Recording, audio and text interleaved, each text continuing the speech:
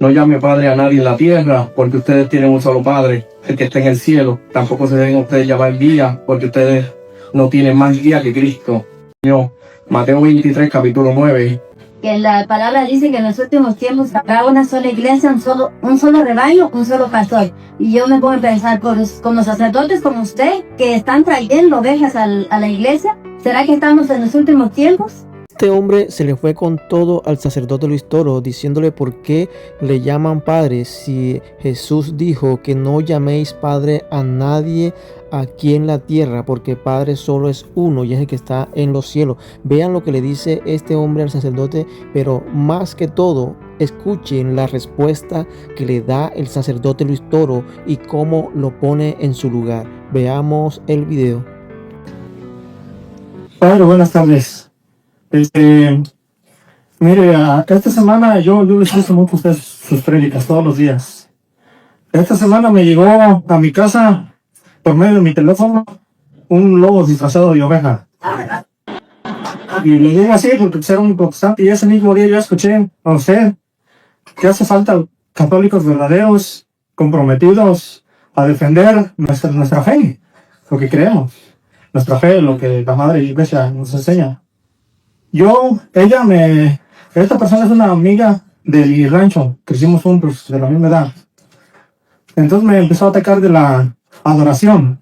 Dijo, ustedes adoran en la iglesia católica cualquier cosa. Ella fue católica.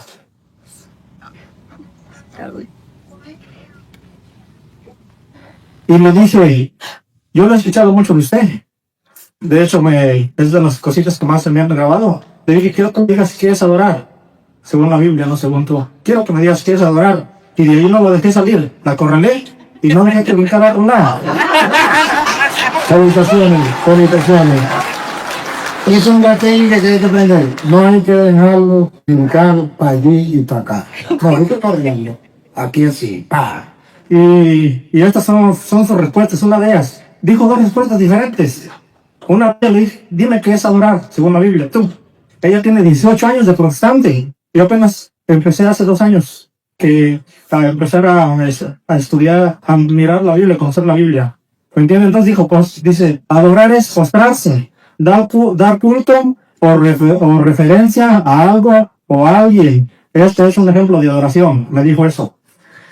Y al final le pregunté, no la dejaba salir de ahí, seguíamos en vino porque daba vueltas y vueltas, pero no me decía algo certero.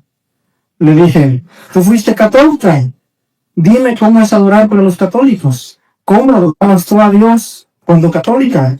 Su respuesta fue otra respuesta diferente. Dice, hacer una bola de ritos, que por supuesto no hay ninguno en la Biblia, ni en la protestante, ni en la católica. Esas fueron sus dos respuestas. Pero yo no le dije la respuesta porque yo quería ver qué más decía de eso. Pero ya hasta ahí quedamos. Pero yo lo aprendí de usted, que es adorar. Y parece algo fácil, pero créame que yo cuando empecé a mirar eso no sabía qué era. Sinceramente no sabía qué era adorar. Y como le digo, la acorralé y no la dejé salir de ahí. Y no supo, y tiene 18 años de protestante. Ya no van a la casa. Sí. Gracias. Gracias, Sonia, por su pregunta. Sepan una cosa. El error número 1 de los católicos es creer que los protestantes saben muchísimo. Mentiras. Los protestantes no saben nada de Biblia. No saben nada de Biblia. Los protestantes saben hablar y repetir como loro lo que le dice el pastor. Pero ellos se aprenden 5 citas bíblicas y se le escupen a usted en la cara. Y usted queda. Como usted no sabe nada, en tierras del cielo, el tiempo rey, también. Uy, ese sí que sabe muchísimo.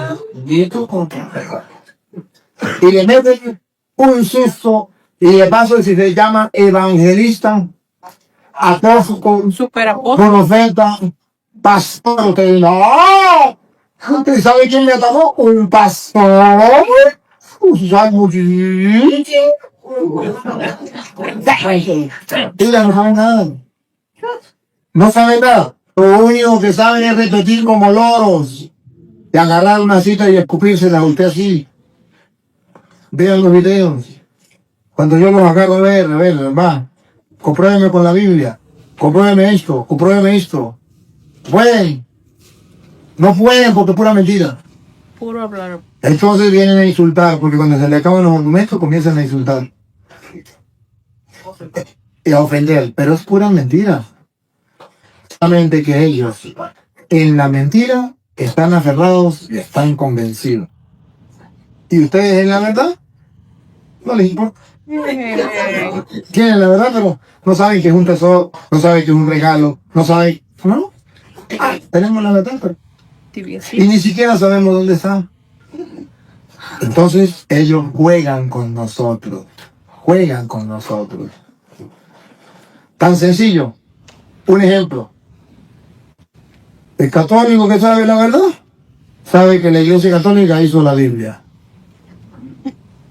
Listo. El protestante, ¿cómo juega con el católico? Es que los católicos le pusieron 7 libros a la Biblia. Y usted dice, ese sabe muchísimo, ¿eso es verdad? ¿Eso es verdad? No es que sepa muchísimo. Está diciendo una barbaridad. Está diciendo un disparate. Gracias por la palabra. ¿Sí? Pero como usted no sabe, usted dice, uy, ese sabe muchísimo. Mentira, la iglesia no le puso 7, le puso 27. Todo el Nuevo Testamento le puso la iglesia. Pero como usted no lo sabe, y lo que peor es que él crece, que sabe muchísimo, no sabe quién hizo la Biblia. Carga la Biblia y no sabe quién le dijo al mundo que esa es la palabra de Dios. No sabe que fue la iglesia católica. El Papa San Damaso I del año 382. No lo sabe. Entonces viene y le engaña unas cuantas mentiras. Ese es el problema, la ignorancia. Miren, hermano, el pueblo católico está pereciendo por ignorancia. Porque antes, es que las cosas han cambiado. Antes, papá y mamá creían simplemente porque tenían fe. Yo creo y listo. No tengo por qué preguntarle nada. Creo. Esto es así porque sí. Hasta ahí. Pero ahora hay que dar razón de la fe. Y como no estamos preparados a dar razón de la fe, entonces nos dan golpes. Entonces nos humillan.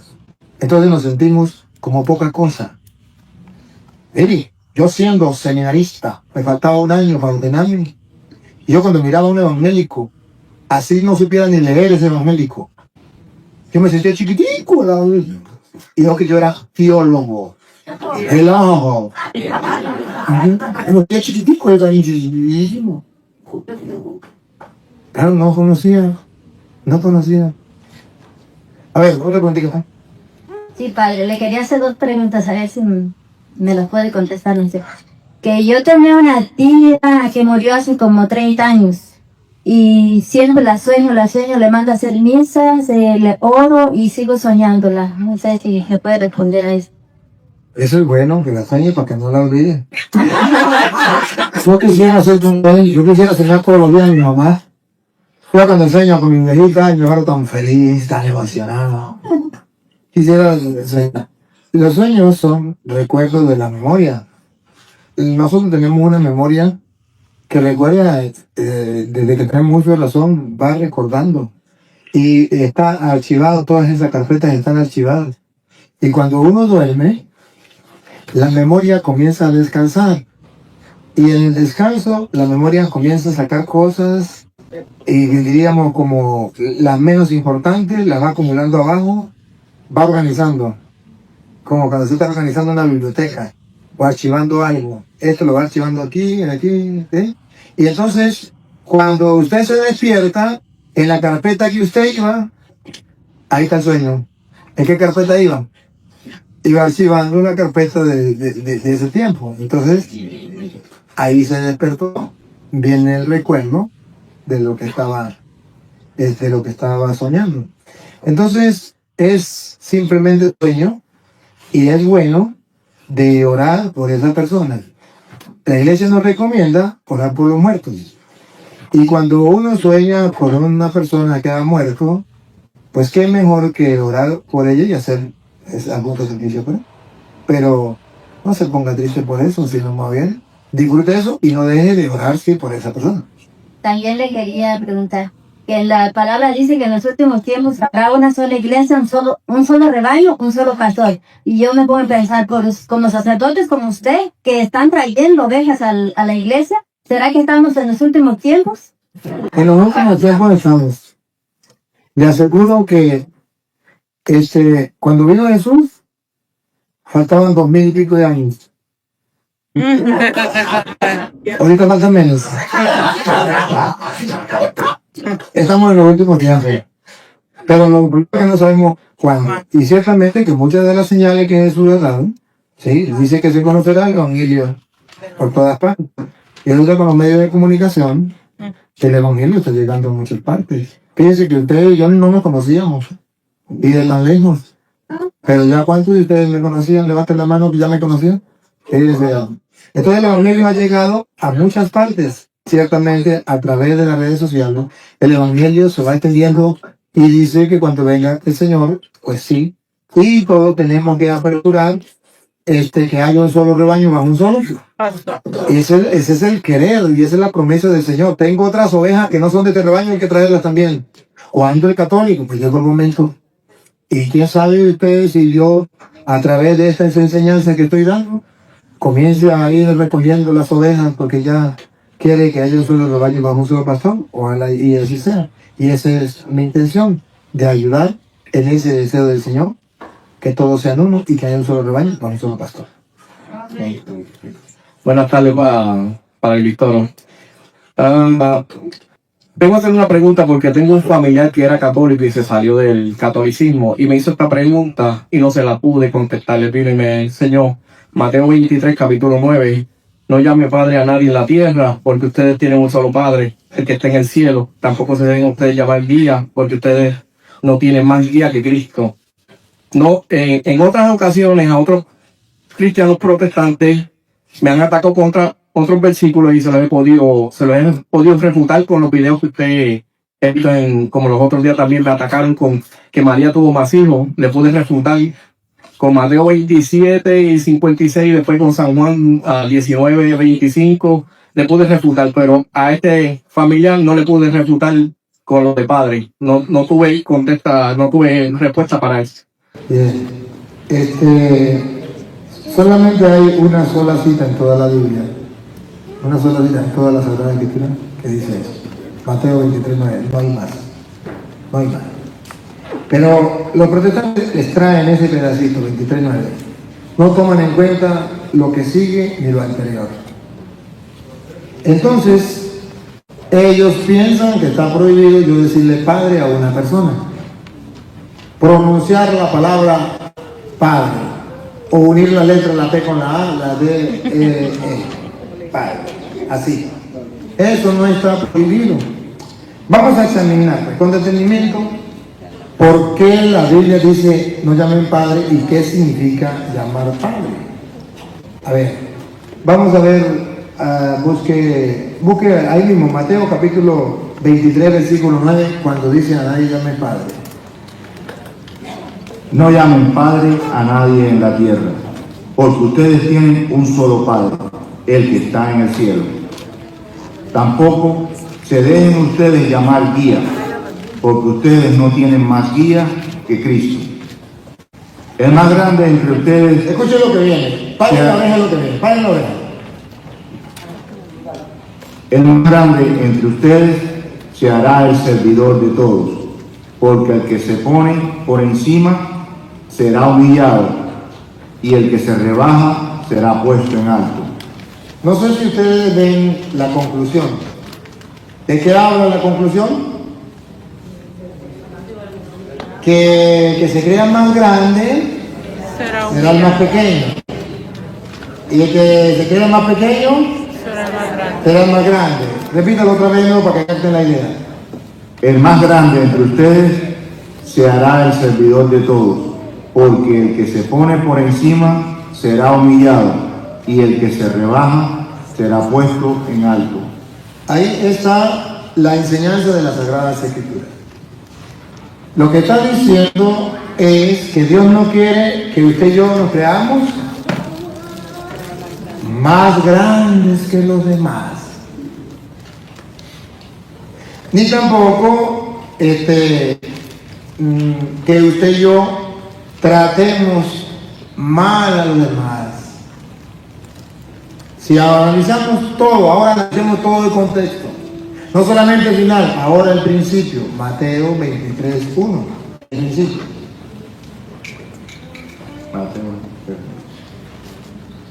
Entonces Jesús habló tanto para el pueblo como para sus discípulos. Los maestros de la ley y los fariseos han ocupado el puesto que dejó Moisés. Hagan y cumplan todo lo que ellos dicen, pero no los imiten, porque ellos enseñan y no practican. Preparan pesadas cargas, muy difíciles de llevar, y las echan sobre las espaldas de la gente, pero ellos ni siquiera levantan un dedo para moverlas. Todo lo hacen para ser vistos por los hombres. Miren esas largas citas de la ley que llevan en la frente y los largos flecos de sus mantos.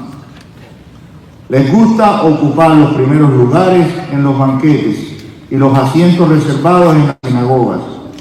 Les agrada que los saluden en las plazas y que la gente los llame maestro. ¿Captan la idea? Se están sintiendo más que los demás y montan pesadas cargas. Y entonces Jesús dice, no estoy de acuerdo con eso. Pero resulta que los protestantes no saben quiénes eran en aquel tiempo los que montaban pesadas cargas a los demás. Sobre todo había dos grupos. Uno, los maestros, que consideraban a los discípulos cualquier cosa, lo peor. Y ellos eran los maestros y los discípulos eran los cachicos. Pero había otro, el papá, el padre, trataba a su hijo como un esclavo. Y está escrito para que ustedes lo vean. No me pierda ahí, léalo usted. Gálatas capítulo 4, versículo 1. Porque dice, a nadie llame padre. ¿Cómo trataban los padres a los hijos en el pueblo judío? Para que ustedes puedan captar, en Gálatas 4:1 en adelante, para que ustedes puedan captar lo que significa a nadie llame padre. Si ustedes no se ponen en el tiempo de aquel, cómo eran los padres para con los hijos, cómo eran los maestros para con los discípulos, no podrán entender el evangelio. Entonces pensarán que a nadie puede decirle padre.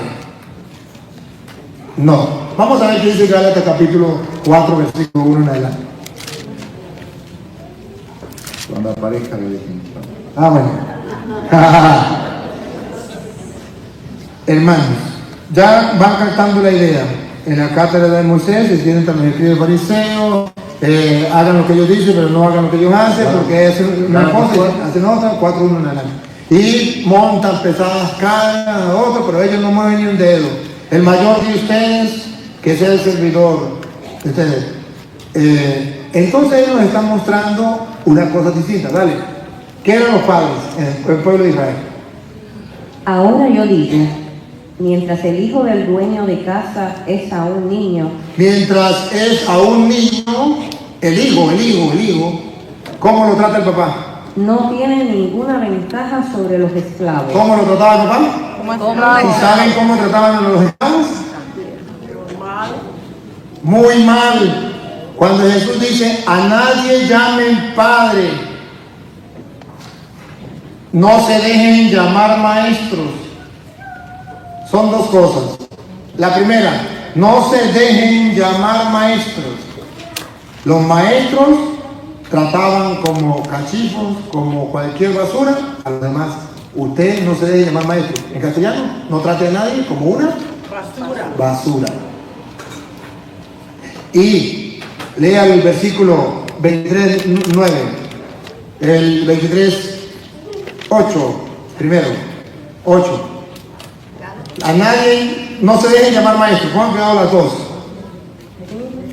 Mateo 23:8. Lo que es ustedes, no se dejen llamar maestro. No se dejen llamar maestro. En castellano, el maestro era el que consideraba a sus discípulos como basura. Usted no considere a nadie como basura. No se deje llamar maestro. ¿Por qué? Pongan cuidado que aquí a los maestros le va a decir, porque todos son hermanos. Pongan cuidado. No cuando dice padre. Cuando dice padre no dice todos son hermanos. Debería decir, nadie llame padre porque ustedes son hermanos. Y no dice así. Dice no se dejen llamar maestros porque ustedes son hermanos. Pongan cuidado. Porque no tienen más que un maestro, y todos ustedes son hermanos. Son hermanos. No traten como basura a una persona porque ustedes son hermanos. Es decir, usted no es más que el otro. Son todos hermanos. Siga. Ahora sí con el padre. No llamen padre a nadie. No en la llamen tierra. padre a nadie. ¿Por qué? Porque el hijo creía que su padre era un gran señor y él se sentía esclavo. ¿Qué está diciendo la Biblia? Que con la venida de Cristo, ni usted es más que el otro para tratarlo como una basura, como hacía el maestro con el discípulo, ni el otro es más que usted, como lo hacía el papá con el hijo, que lo trataba como un esclavo. Usted no se debe llamar maestro, no trate mal a nadie, no se crea más que los demás. A nadie llame padre, o sea, nunca se crea menos que los demás. Ni se crea más, ni se crea menos. Ni se crea más, no se debe llamar maestro, porque se está creyendo más. A nadie llame padre, no se crea menos que los demás. Y ahora escuche lo que viene. Porque ustedes tienen un solo Padre, el que está en el cielo. Tampoco se dejen ustedes llamar guía, porque ustedes no tienen más guía que Cristo. El más grande entre ustedes se hará ¿cuál es el servidor. problema? No, otra vez. El más grande. El más grande entre Ahí, ustedes. deténgase ahí. ¿Cuál es el problema? ¿Qué es lo que está atacando Jesús? El más grande. Que la gente se cree más grande. El problema es ese, que se están sintiendo o más grandes que los demás, o están pensando que los demás son más grandes que ellos. Repítalo. El más grande entre ellos, entre ustedes, El más grande entre ustedes. Entonces, el problema que eso está atacando es aquellos que se creen más grandes que los demás y ponen cargas pesadas y ellos no lo mueven ni con un dedo. Siga. se hará el servidor de todos. Será el servidor de todos. Así será más grande. Siga. Porque el que se pone por encima... ¿Qué es lo que está atacando? A los maestros que se ponen por encima. ¿Qué es lo que está atacando? A los padres que se ponen por encima y tratan a los hijos como esclavos. Entonces, eso es lo que los protestantes no entienden. Que Jesucristo está atacando es a aquellos que se creen más que los demás. Siga, repítalo. Porque el que se pone por encima será humillado, y el que se rebaja será puesto en alto.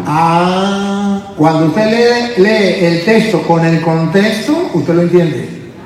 Pero si usted no lee el contexto, es un pretexto para usted enseñar mentiras. Ahora le puedo mostrar que la Biblia no prohíbe que yo llame padre a una persona sobre la tierra. El mismo Jesucristo llamó padre a una persona sobre la tierra.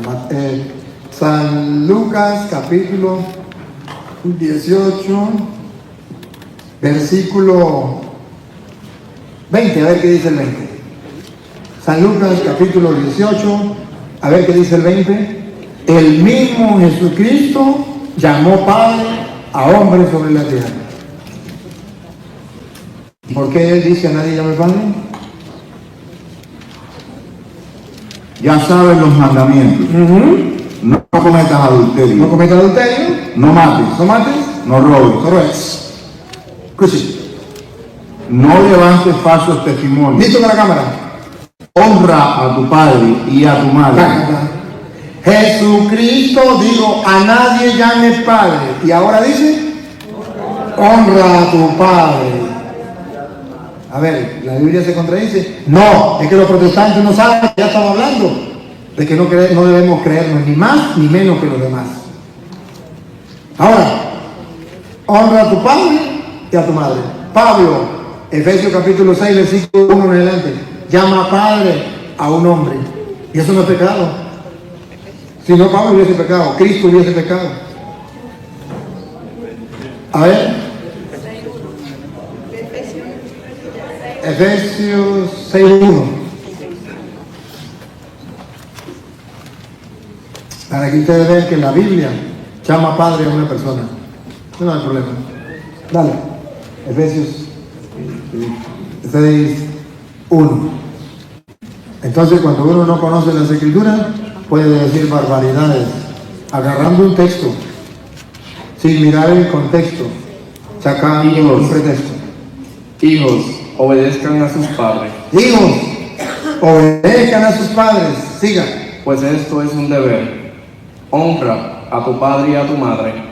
Es además el primer mandamiento que va acompañado de una promesa, para que seas feliz y goces de larga vida en la tierra. Y ustedes, padres, Mire, a nadie llame padre, a nadie, y si usted se llama a nadie, para usted tampoco. A nadie, no dice, a nadie llame padre, solamente al papá, porque por ejemplo dice, ahí al papá sí le puede llamar padre. No, a nadie. ¿No entiende que a nadie? A nadie. No vengan con mentiras. Pero señor cura, pero ahí está hablando, sí. Usted sabe, está hablando del papá, pero yo quiero que me muestre, usted no es papá de ninguno. Entonces, ¿por qué lo llaman padre? Ah, usted quiere saber por qué le llaman padre espiritualmente. Porque está en la Biblia. Yo he leído la Biblia al derecho y al revés y no lo he encontrado. Porque la Biblia se lee solamente al derecho, no al revés. Pero hoy les voy a mostrar que, hermanos queridos, que en la Biblia sí aparece que espiritualmente se puede llamar padre a una persona. Hechos de los Apóstoles, capítulo 7, versículo 1 en adelante. San Esteban al pueblo los va a llamar hermanos y a los sacerdotes los va a llamar padres. San Esteban. Y usted va a ver 7:1 de Hechos de los Apóstoles. Usted va a ver que eso no es malo. San Esteban, primer mártir de la iglesia, va a llamar padre a los sacerdotes y al pueblo le va a decir hermanos. ¿Cómo que va? Entonces el sumo sacerdote le preguntó. ¿Quién le preguntó? El sumo sacerdote.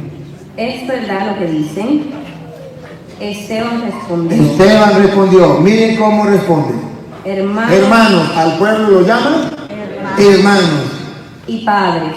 Y padres. ¿Cómo llaman a los sacerdotes? Padres. Ah, pero la Biblia dice a nadie llame padre. No diga mentiras. No lo tomes a su interpretación. No diga mentiras. Vamos a otra. Vamos a Romanos capítulo 4, versículo. Vamos a leerlo desde el 12 en adelante para ver. Desde el 12 en adelante, Romanos capítulo. Si quieren leer el 4:1 y después pasa al 12 para ver.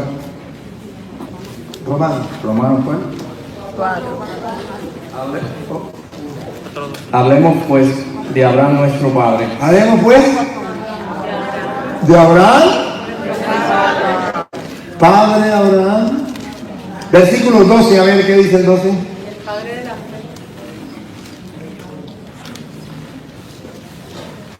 4:12. y también es el padre del pueblo judío. Desde el 11 pues.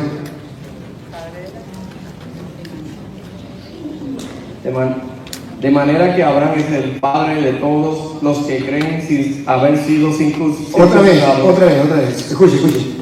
De manera que Abraham es el padre de todos los que creen. Ahí está. Abraham es padre de todos los que creen. Espiritualmente se le puede llamar padre a una persona. No solamente de los que creen, sigan. Sin haber sido circuncidados. Y Dios se lo toma en cuenta para hacerlos justos y santos. Y también es el padre del pueblo judío, con tal que no se contenten con la circuncisión. Es el padre en la fe, Abraham. Entonces, ¿por qué la Biblia dice a nadie llame padre? Pablo va a decir que él es padre porque los engendró espiritualmente para Cristo. Primera de Corintios, capítulo 4, versículo 14 en adelante. Pablo dice que sí hay padres espirituales que nos engendraron para Cristo en el Evangelio. Primera de Corintios, capítulo 4, versículo 14 en adelante. No les escribo esto para avergonzarlos, sino para amonestarlos como a hijos muy queridos. Todavía no dice que él es padre. Dice que él tiene hijos, como a hijos muy. Siga. Pues aunque tuvieran 10.000 instructores de Pues vida cristiana, aunque tuvieran 10.000 instructores, ¿de qué? de vida cristiana, De vida cristiana, para la oreja. no pueden tener muchos padres. No pueden tener muchos padres. Vamos a ver quién es el padre, dale. Y he sido yo He sido yo. quien les transmitió la vida en Cristo Jesús. Padre, Él es Padre porque le transmitió la vida espiritual en Cristo Jesús. Padre no tiene mucho, fui yo quien los engendré en Cristo Jesús. Ahora comprende por qué le llamamos Padre a los sacerdotes. Está en la Biblia. Pero no se lo cuenten a los protestantes, por favor. No se lo cuenten. Está en la Biblia. Repito, solo hay una cita donde diga a nadie llame Padre. Y es la de Mateo 23:9. Pero ellos agarran el pedacito 9 y no toman en cuenta el 8, no toman en cuenta el 10, no toman en cuenta nada. Solamente el 9. A nadie llamen Padre. Así se burlan de los católicos. Otra preguntita. A compartir, expresar lo que te han enseñado con libertad, con claridad, de modo que quede a la luz y nos están siguiendo a través del internet, está grabado, está quedando grabado. Muchas gracias. Y que el mundo entero pueda ver con claridad la doctrina de la luz del mundo y la doctrina de la Iglesia Católica, y van a ver si lo que enseña la Iglesia luz del mundo tiene fundamento bíblico o no, y lo que enseña la Iglesia Católica tiene fundamento bíblico o no. Aquí no se trata ni que él me ofenda a mí, ni que yo lo ofenda a él. Aquí se trata de que la verdad brote, salga, y el mundo entero descubra la verdad, para que no vivamos engañados, sino que sea la verdad de Dios quien nos inspire a todos. Por eso, le damos pase al hermano. Buenos días. Mi nombre es Daniel.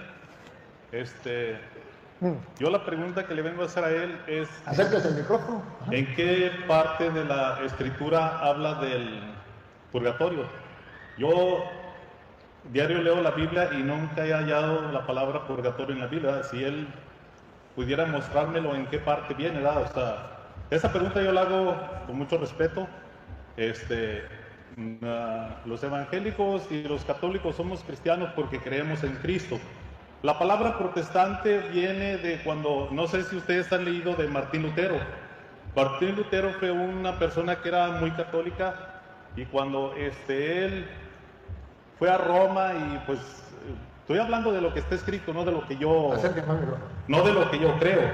Estoy hablando de lo que, si ustedes leen la historia de Martín Lutero, él fue a Roma y él no le gustó, y por eso de ahí nació la palabra. Me enseña en la Biblia dónde viene la palabra purgatorio. Es todo lo que tengo para preguntarle a él. Muy bien. Para yo quedar claro, ¿a usted le interesa solo que yo le muestre en la Biblia la palabra purgatorio, o le interesa la doctrina sobre el purgatorio que tiene la Iglesia Católica? Una cosa es la palabra purgatorio y otra cosa es la doctrina. Es decir, que si usted muere en pecado que no sea de muerte, usted va a ir a pagar en la otra vida, y cuando pague hasta el último centavo, usted saldrá. ¿Qué es lo que usted quiere que yo le muestre en la Biblia? ¿La pura palabra purgatorio o la doctrina? Dime delante de la cámara.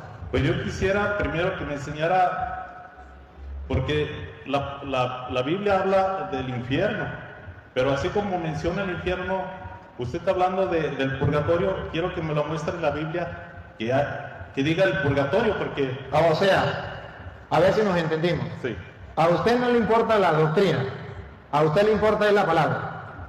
No, es que si el purgatorio existe, debe venir en la Biblia, debe decir... A ver, debe decir, pero le vuelvo a lanzar la pregunta. Sí. Una cosa es la palabra. Por ejemplo, usted me habla del infierno. La palabra infierno es una cosa, y la doctrina sobre el infierno es donde Jesús, por ejemplo, dice, donde el gusano no muere ni la llama se apaga, o donde dice, malditos al fuego eterno.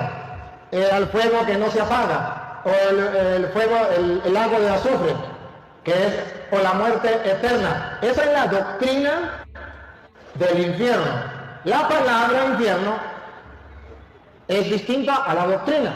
Y esa palabra es una palabra que se va a definir, a demostrar una doctrina. Cuando yo digo infierno, estoy definiendo una doctrina. ¿Cuál es la doctrina? Que cuando una persona muere en pecado mortal, va a una condenación eterna. Esa es la doctrina. La palabra es infierno. Ahora, en el purgatorio, la doctrina es una persona que muera en pecado, que no sea de muerte, va a un castigo. Cuando cumpla ese castigo, sale de ahí para el cielo. Esa es la doctrina. La palabra es purgatorio. Yo quiero que usted me hable claro, así clarito. Sí. A usted le interesa la doctrina sobre el purgatorio, pare la oreja y ponga cuidado a la pregunta. ¿Le interesa la doctrina sobre el purgatorio o solamente le interesa la palabra purgatorio? Mire, le vuelvo a repetir, por ejemplo, cuando habla del infierno, menciona el infierno, ¿verdad? O sea, especifica que es el infierno, dice que es un lugar que arde día y noche, y ese lugar nunca se apagará. Esa es la doctrina. Esa es la doctrina. Entonces, si habla la palabra de Dios sobre el infierno, tiene que hablar sobre el purgatorio, porque yo no puedo decirle algo. Dice que el que no habla conforme a lo que está escrito, usted sabe, dice que no le ha amanecido. Entonces, si existe el purgatorio, en buena manera le digo, muéstrame los textos donde hable del purgatorio, porque sí, dice que toda alma que pecare esa morirá. Ahora, dice que ni los ladrones, ni los adúlteros, ni los borrachos, y hace una lista de los adúlteros, hechiceros, dice que no heredarán el reino de los cielos. Pero yo nunca quisiera que usted me mostrara, o sea, de buena manera, a lo mejor yo no lo he encontrado, pero si usted me muestra donde diga que dónde se encuentra el purgatorio y cómo es, porque sí describe el infierno y escribe el cielo, pero no describe un lugar intermedio. Perfecto. Ahora bien, no me he sabido explicar. Creo que no estamos hablando el mismo idioma. O usted no me quiere responder. Yo quisiera saber si es que usted no me quiere responder o es que yo no me sé explicar. Yo le pregunto por tercera vez. ¿A usted le interesa que yo le muestre donde diga en la Biblia purgatorio, la palabra purgatorio? ¿O a usted le interesa donde dice la Biblia que existe la doctrina, la enseñanza de que hay un lugar intermedio donde usted va a pagar? Solamente respóndame, ¿le importa la palabra purgatorio o le importa la doctrina? No se me vaya para ningún lado. Respóndeme a esa pregunta y el pueblo espera su respuesta. No me dé vuelta. Sí. ¿Le interesa la palabra o la doctrina? No me dé vuelta. No, las dos cosas. Ah, las dos cosas. Ya, listo, ya, las dos cosas, ya, listo. Espérate, ahora sí siente y me espera. Bueno. Siente. Le interesa las dos cosas.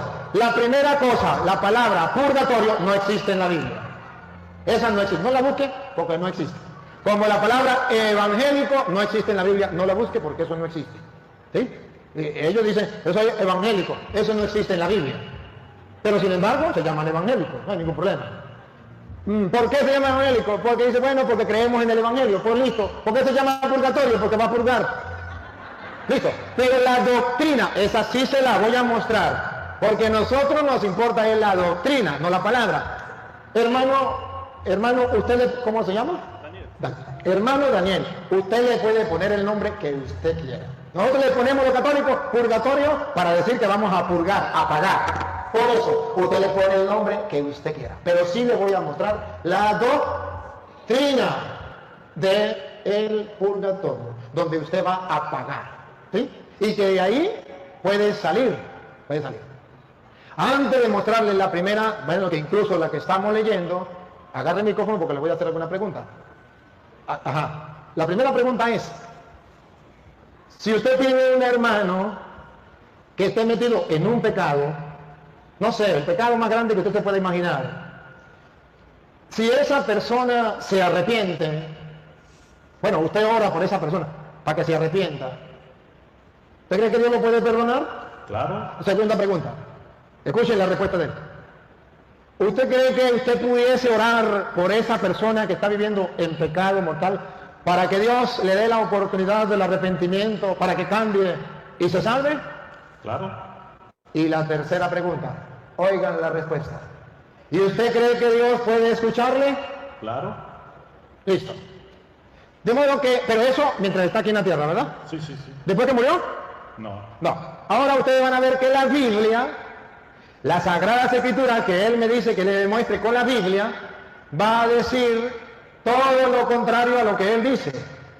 Y afirma lo que enseña a nosotros. Por ejemplo, vuélvame a leer la cita que estamos leyendo. Versículo 16. El que vea a su hermano cometer un pecado de los que no llevan a la muerte. Una persona, usted ve a su hermano, yo le pregunté que si podía orar por su hermano y si Dios lo escuchaba para que esa persona cambiara y tuviera vida. Y usted me dijo que sí, mientras está aquí en la tierra. Y de eso todos estamos, claro, aquí en la tierra. El problema es cuando se muera, que ahí es donde él dice, a ver, pues yo le voy a mostrar que lo que está hablando San Juan no es de aquí, cuando esté aquí en la tierra, sino cuando la persona muere. Porque cuando está aquí en la tierra, usted ve a un hermano que ha cometido el pecado más grande del mundo, usted puede orar por él y Dios lo puede transformar. Y ustedes lo escucharon que él lo dijo. Pero ahora escuche lo que sigue.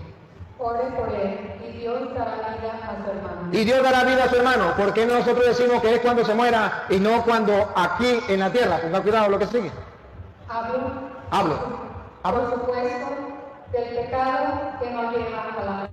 Hablo, por supuesto, del pecado que nos lleva a la muerte, que nosotros llamamos infierno. Dale.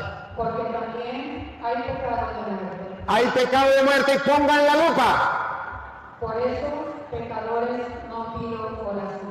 Por esos pecadores no se pide oración, porque ya no hay remedio. Porque ya hay un pecado que lleva a la muerte, que es la doctrina de la Iglesia Católica. Cuando un hermano ha muerto en pecado que no es del infierno, ore por él y Dios le dará vida. Pero si es un pecado que lleva al infierno, ya la persona de ahí no sale. No se recomienda, dice que va a orar por él, si ya está en el infierno no puede salir. ¿Por qué decimos que es el infierno y el purgatorio? Porque él mismo dijo, y ustedes lo escucharon, si quieren retrocedan el video, que él podía orar por su hermano por muy grande que sea el pecado. Y de eso estamos de acuerdo. Mientras está aquí en la tierra, por muy grande que sea el pecado, podemos orar por él. Pero ya después de muerto, no. Solamente si es un pecado que nos lleva a la muerte, porque hay pecados que llevan a la muerte. Aquí es donde la Iglesia Católica diferencia infierno, pecados que llevan a la muerte, que ya no se puede orar por ellos porque no sirve esa oración por esa persona. Y otro, que muere en pecado que no es de muerte, por ellos sí se puede orar y Dios tendrá misericordia de él. Ahora, esa es la doctrina. Ahí no dice purgatorio, pero dice la doctrina. Le voy a reafirmar. Le voy a reafirmar con varias citas más. Mateo, capítulo 12, versículo 32. Doctrina. Doctrina. Para que ustedes vean, la palabra purgatorio no existe, no la busquen. La doctrina sobre el purgatorio sí existe. Y lo vamos a escuchar. Una cita más. Mateo 12:32. No, con este micrófono, con este. No. 12:32 de Mateo. Al que calumnie al Hijo del Hombre, Al que calumnie al Hijo del Hombre, se le perdonará. se le perdonará. Mira. Pero al que calumnie al Espíritu Santo, Pero al que calumnie al Espíritu Santo, no se le perdonará. no se le perdonará Ni en este mundo, ni en este mundo. A ver, hermano Daniel, pare la oreja. No, sígale, llame. No se le perdonará ni en este mundo. Observe que según la Biblia, según el Maestro, porque aquí está hablando Jesús, según el Maestro, en esta vida hay un perdón. Y aquí se puede rogar. Por el que haya cometido el pecado más grande se puede rogar para que Dios le perdone. Pero después que se muera, si ha cometido un pecado de muerte, ya no se puede rogar. Pero si no ha cometido un pecado de muerte, sí se puede rogar para que Dios lo libere. Entonces dice, el que calunia contra el Espíritu Santo no se le perdonará ni en esta vida, doctrina teológica de la Biblia, en esta tierra hay perdón, se perdonará. Ahora, listo con la cámara para tomar la foto, a ver si en la otra vida también hay perdón. Dale. Ni en el otro. Pácata. Aquí hay otro perdón. Repítalo. No se le perdonará. Ni en este mundo. Ni en este mundo. Ni en el otro. Ni en el otro. Según Jesucristo, el Señor, usted puede ser perdonado. Hay pecados que pueden ser perdonados en este mundo y hay pecados que pueden ser perdonados en el otro. Y hay pecados que no pueden ser perdonados aquí sí, pero en el otro no. Y el Espíritu Santo es el único pecado que no puede ser perdonado ni en este ni en el otro. De modo que la Iglesia Católica, cuando dice que en el otro mundo puede haber perdón y hay perdón, entonces no lo está inventando. San Juan dice que si ve a un hermano que ha cometido un pecado que no lleve a la muerte, ore para que Dios le dé vida. Le dé vida.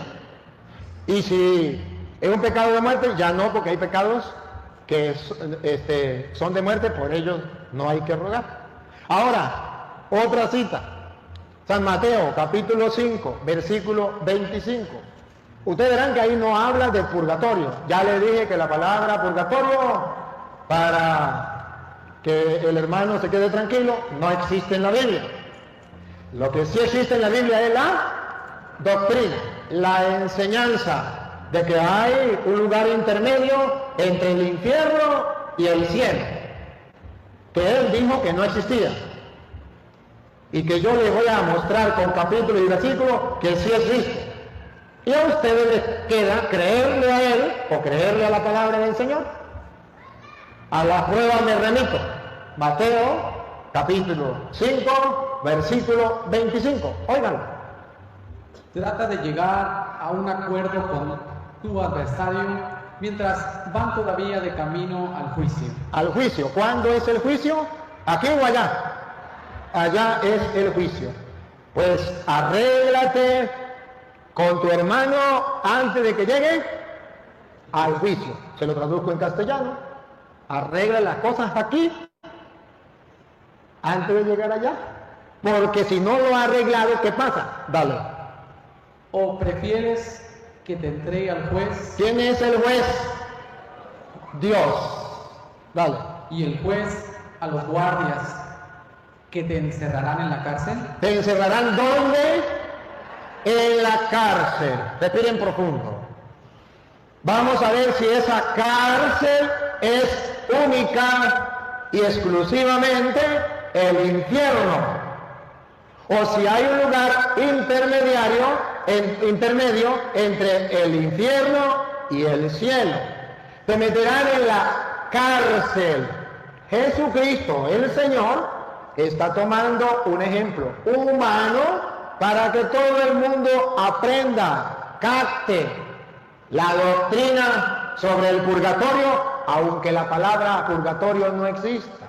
Puso el ejemplo de una cárcel.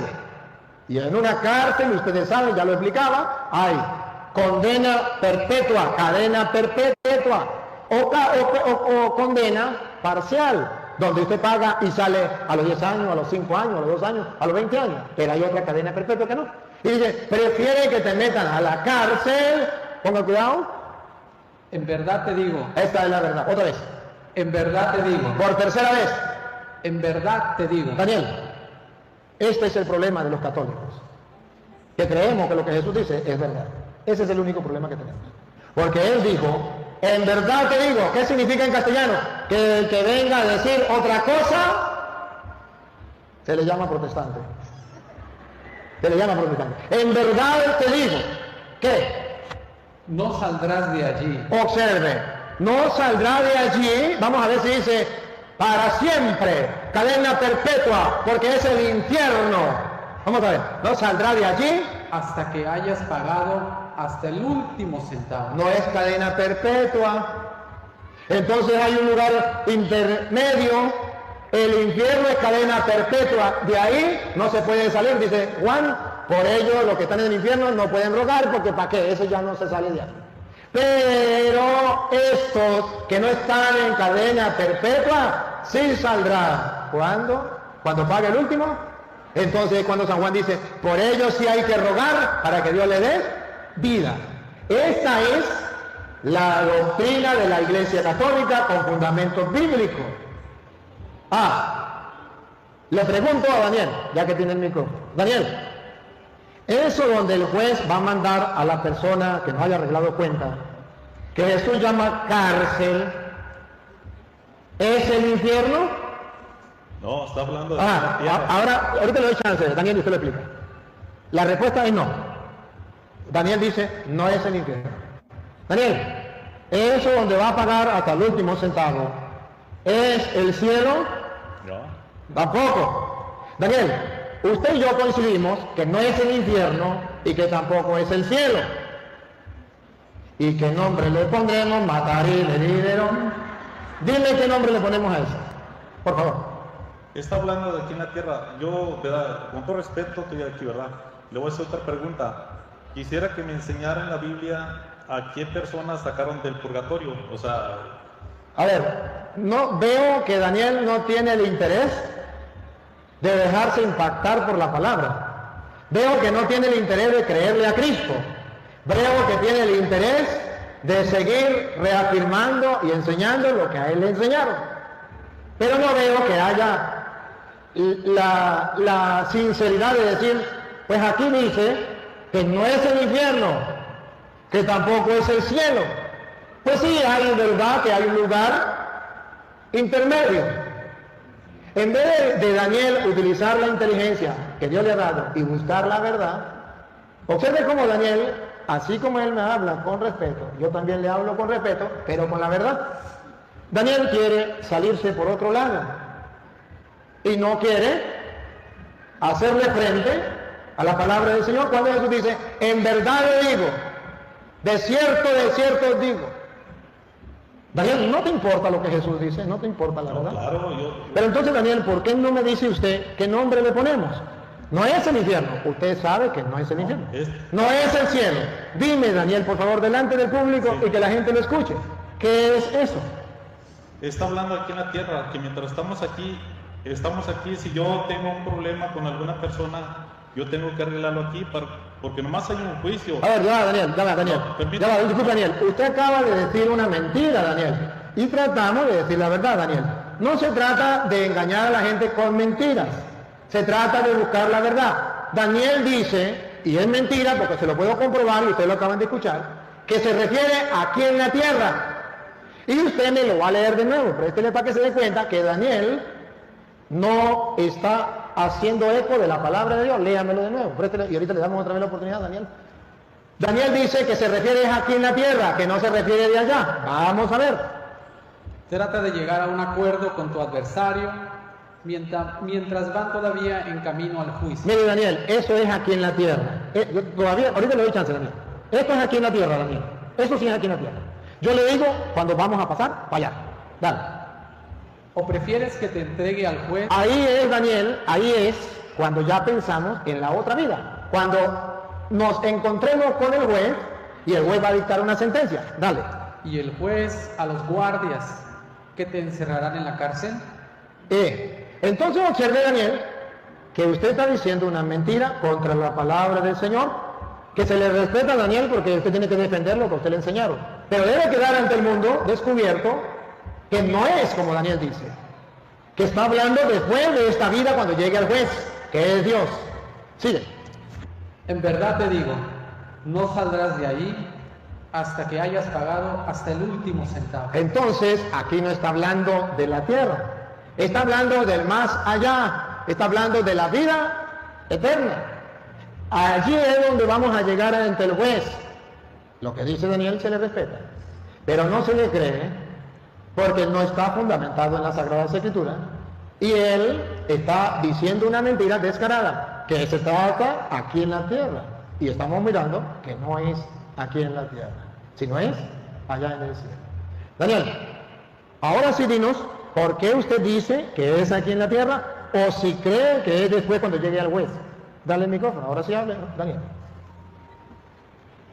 Mire, cuando Lázaro estaba en el infierno, cuando dijo que por favor le permitiera avisarle a sus parientes que estaban acá, él nunca mencionó, porque él ya estaba en el infierno, pero él nunca le dijeron que tenía otra oportunidad. Lo del infierno, usted tiene razón, lo del infierno no tiene otra oportunidad, ahí estamos de acuerdo. Pero es que usted no me ha enseñado, o sea, le vuelvo a repetir, que la Biblia me hable del purgatorio, porque cuando está hablando de que nos pongamos en paz, es como aquí, que yo puedo ver a las personas, si yo ofendí a alguien, le tengo que decir, discúlpame. ¿Pero por qué? ¿Cuál es el afán de cambiar la Biblia, Daniel? No, ¿Cuál es el afán que usted tiene de decir cosas que la Biblia no dice? Porque, Daniel, la Biblia es clara. Dice, mientras estás en esta vida, en esta tierra, ponte de acuerdo con tu adversario aquí. Esa es la primera parte, Daniel. Dice, y si no se pone de acuerdo aquí, en esta vida, vas a preferir llegar al juez, a la otra vida, que te meterá en la cárcel y te aseguro que ahí no saldrá hasta que pague el último centavo. ¿Cuál es el afán de defender usted una enseñanza que contradice la Biblia? Dímelo con sinceridad, Daniel. No, mire, le voy a hacer, bueno, es que le voy a hacer otra pregunta. Ve, Daniel, observe cómo Daniel no busca la verdad y se le respeta. Observe cómo Daniel quiere salirse por otro lado. Porque esto es lo que a mí me causa impresión de los hermanos separados. Que cuando se encuentran con la verdad, son toreros. ¡Oye! Miren cuántos quites le ha sacado Daniel a la pregunta, a la palabra de Dios. En vez de decir, esto está en la Biblia, yo lo creo, le saca el cuerpo y dice, ¡ole! ¡Ole! No se deja golpear por la palabra, no se deja impactar por la palabra, no deja que la palabra de Dios cambie su mente y su corazón. Observen, hermanos, que yo les estoy hablando con fundamentos bíblicos. Y observe cómo él, a pesar de que está en la Biblia, no quiere aceptarlo y lleva la contraria. Por eso se les llama protestantes, no por insulto, sino porque a pesar que lo ve con claridad, no es capaz de dar el paso con humildad y sencillez de decir, si el maestro, que es el camino, que es la verdad y que es la vida, lo dice, no me queda otra sino creerlo. El católico dice, pues está en la Biblia. A mí no me gustaría, o a mí me gustaría, a mí que me importa, pero si está en la Biblia, y si el maestro lo dijo, yo lo acepto. Entonces, Daniel, gracias por su participación. Si va a decir algo más, dilo, pero ya veo que usted se va por otro lado. No, muchas gracias, ¿verdad? Y mi intención nunca es ofender a nadie, solamente fue una pregunta, y en la iglesia a la que yo pertenezco nos enseñan a respetar y amar a las gentes. Nuestro mismo Señor Jesucristo dijo, amar a vuestros enemigos y orar por ellos. No estoy diciendo que ustedes son mis enemigos, pero aún Él nos enseñó a aquellos que no nos quieren también a amarlos y a respetarlos, ¿verdad? Sí, Daniel, y le agradezco. Muchas gracias. Debo agradecerle públicamente a Daniel, porque eso, Daniel, gracias, déjeme agradecerle públicamente. Debo agradecerle públicamente porque eso, lo que él está diciendo, el mandamiento mayor, amar a Dios y amar al prójimo, amar incluso a los enemigos, eso es verdad. Y veo que lo pones en práctica, y eso es valedero, y eso es de aplaudir y de admirar. Al igual que usted, yo también estoy convencido de eso, y por eso te trato con amor y con cariño. Solamente, Daniel, que le digo la verdad, y esa verdad con amor, no por maldad. Lo hago por si usted alguna vez quiere sentarse a meditar, a pensar, incluso el video está en YouTube, usted lo puede con sangre ya fría, ya en su sereno, tranquilo en su casa, las citas que he dado y las que voy a dar, porque quedan otras, usted la va a analizar y usted va a decir, Señor, ¿será verdad lo que dice este cura? ¿O será verdad lo que a mí me enseñaron? Y agarra con la Biblia suya de usted. Entonces, mi intención no es ni ofenderte, nada. La intención suya tampoco. Y eso es lo que nos hace que este encuentro sea un encuentro amoroso entre cristianos creyentes. Pero lo que sí es que yo debo decirte, con caridad, con amor, la verdad, aún cuando le duela, pero no puedo permitir que usted se vaya engañado o que quiera engañar a la gente, porque la mentira no es correcta. Un aplauso para Daniel. Gracias, Daniel. Dios te bendiga. Ángelo.